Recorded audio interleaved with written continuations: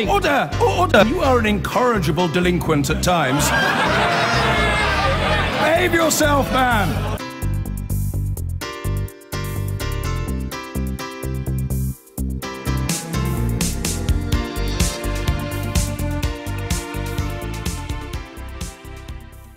I'm really pleased to be joined by Labour's Shadow Chancellor, John McDonnell. John, very nice to see you on the day that you announce a 20-point plan to boost the power, the earning ability of workers.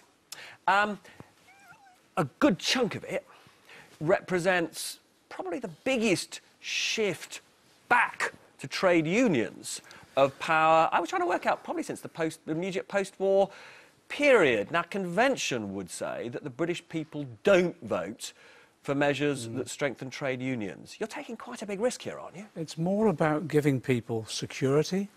Take a few examples from the programme itself.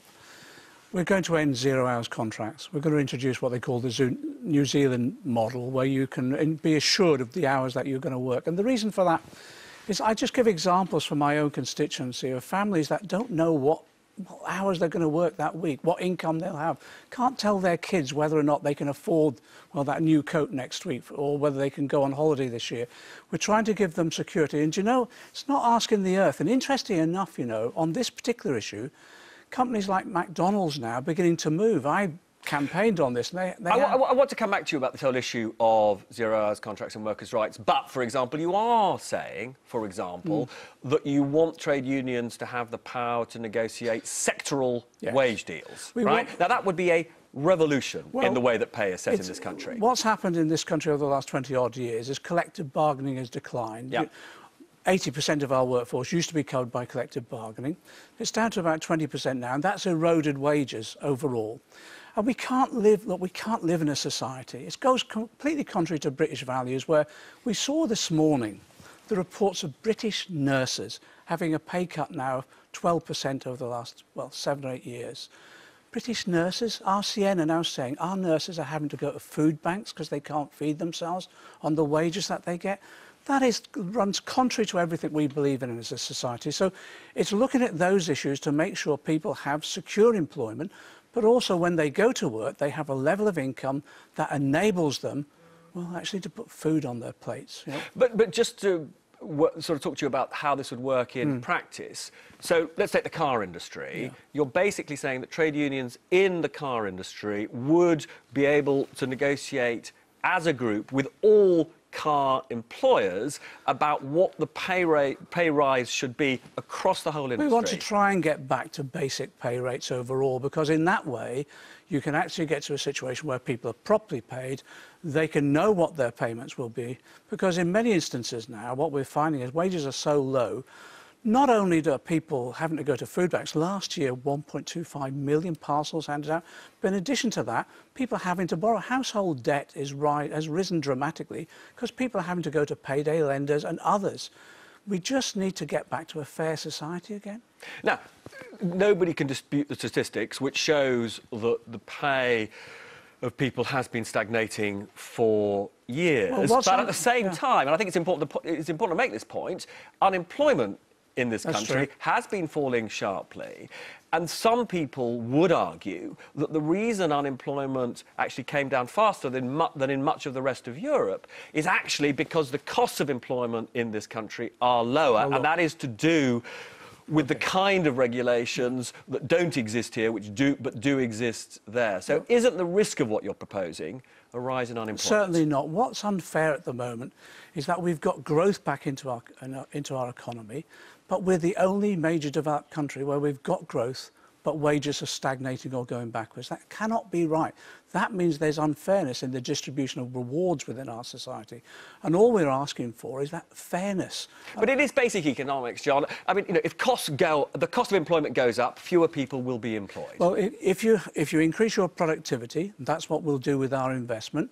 It means that you can maintain employment and grow it. But in addition to that, you can maintain the levels of wages. And what we're going for is an economy with high skills and high wages. It's all about having an economic process in which the workers and the businesses are involved in developing the economy in all their interests. Now, there are some people in Britain who like the flexibility of not being tied to a formal contract. Are you going to say that they simply can't have, let's just say they want 0 hours contracts, are you saying they simply can't have them? If you look at what all the various pieces of research, most people want to ensure that they have the hours guaranteed, and you can negotiate then with your employer any additional hours, and you can come to a reasonable agreement.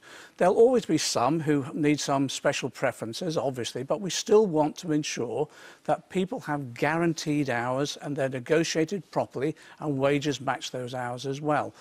It's not asking for the earth, you know, and the way it's balanced at the moment is that people can't tell what hours they're working, don't know what income's coming in, they're falling back on debt, and as I say, in some instances, this growth in dependence on food banks is unacceptable in, what, the 6th richest country in the world? Now, the other important element in your plan is the ending of the cap on pay rises for public sector workers. That's a cap of 1% a year at the moment, and in particular, quite a lot more money going to nurses and people working in the health service. That looks like a cost of about £5 billion or so per year. How are you going to pay for that? No, the government's figures, if you look at it, it said £5 billion over a number of years.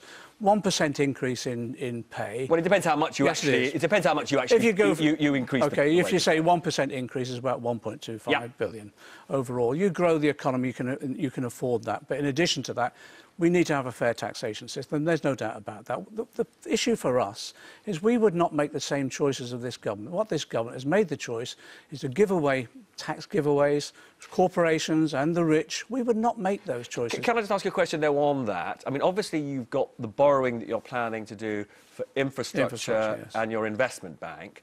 But when it comes to issues like funding public sector pay increases or more money for schools and hospitals, are you proposing in your manifesto to show how you will pay for all of those with tax rises?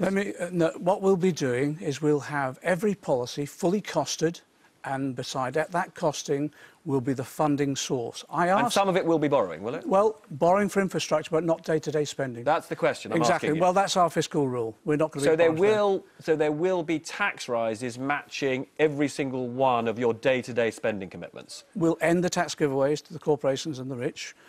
We'll demonstrate item by item how we will fund those, and that will be about a fair taxation system. But let me give this assurance. There will be no increases in income tax for middle and low earners. But you need to define what middle and low income... Yes, we will. What do you mean? So in your manifesto, you will tell us... We will define that. It'll all be costed. Can you tell me now what you see as the middle income? We're looking... The only increases will be on that higher percentages, and that will be in our manifesto. Is that people on more than 100,000? Or... You'll see... We'll define that in our manifesto. You'll see it very, very clearly. In fact, I'll let you know. You'll be the first to know, OK? But let me just say this. I did ask the government, you remember, because I think I was on the show at the time, I asked the government, could all the opposition parties have access to the Office of Budget Responsibility to cost our programme? They refused. When we go into government, that will be open to all political parties to have access to that information, that assessment, because it will raise the level and standard of our debate about economic policy making overall, and we'll be able to verify the figures of everybody there. And you're not frightened of what happened to Labour governments in the past, that there will just be a barrage of media attacks on you for allegedly soaking ordinary working people? There's going to be a barrage of attacks. But the issue around fair taxation is that we will protect middle and low earners. I will say also, we will not increase VAT. And I want you to ask Theresa May that question as well, because if you remember last time, the Tories promised no increase in VAT, and then they increased it afterwards. And that falls on, that's a regressive tax, it falls on some of the poorest and middle earners as well. So that's one guarantee we're giving. But can I just ask you on one question, though? You are also guaranteeing the triple lock. Yes, we are. But all the evidence now shows that people over 65 are on higher incomes than working people. In a sense, you are promoting a policy that actually increases inequality. Let me take you back in history on this one, because I've got a bit of form on this. When Mrs Thatcher broke the link with earnings in the 1980s, I campaigned against it then. I have done for the last 30 years. And but older people have done very well in the last few years. There's still 1.7 million older older people, pensioners, in poverty at the moment. So target the resources and what at the poor and pensioners. what we want to do is we believe in universalism. We want to lift everybody out of... And what you saw from the research this morning, that was published this morning, you'll see that if they break the triple lock, it'll be some of the poorest that lose out. And actually also, it'll be young people for the future. And the research that was published by Hamers this morning will tell you pensioners will not be protected. I do not want to go backwards. I do not want pensioners going back into poverty again. Now, very briefly, because unfortunately we're almost out of time, the polls do not only show that you're behind, but they also show that your leader, Jeremy Corbyn, is a big negative for many voters. Yeah. Don't believe the polls, but let me just be... the polls are moving in our direction anyway, but who can tell? On the doorstep, that's not the case. I think if you saw Jeremy's speech yesterday, and I think the human side of Jeremy came... He doesn't talk about himself much, but he did yesterday. The human side of him came... You saw a decent, principled, very strong person who stood strong on a number of issues over the years and actually was proved right. John McDonnell, many thanks for coming in. I hope to see you again in the course of the campaign. So, let's chew over some of that with Alistair and Camilla. Alistair, you know, Tony Blair took the view that it was impossible to win a general election unless you were seen to be standing up to trade unions.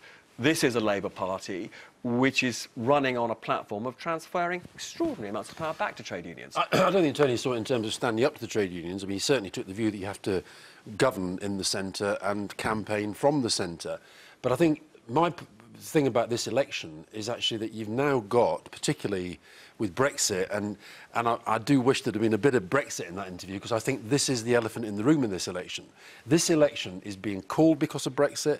She'll no doubt tell you when she arrives that she wants this big majority so she can strengthen her hand, which I've said to you earlier, I think is a myth. So I don't think it's about... But people are going to lose the will to live if this entire campaign is about Brexit, and therefore it is important. And this is a serious policy that John McDonnell has come up with, where, you know, when it comes to, you know, the power of working people. And what I want to know from you is, you know, is this, in your view, the right way for Labour to go, or a catastrophe? Jeremy Corbyn has to take forward the policies that he wants to take according to the beliefs that he has. My point is that... It's not exactly an endorsement. No, wait a minute. Let me go back to the point that I want to make, which is why I think that this is about Brexit. And I think what Labour has to do, as well as putting forward all these policies on the economy and public services, we do have to expose the reality of what is going on with Theresa May's strategy on Brexit. Because to go back to our early discussion about what happened yesterday, she is going into this she's got through the referendum, she's now become Prime Minister, she's going through an election campaign, she's got to be challenged and exposed over what deal we are going to get, because it's going to be worse than what we've got now. Now, I don't think Labour's going to get listened on the policies until we've engaged more on that argument. I've been getting away with it all.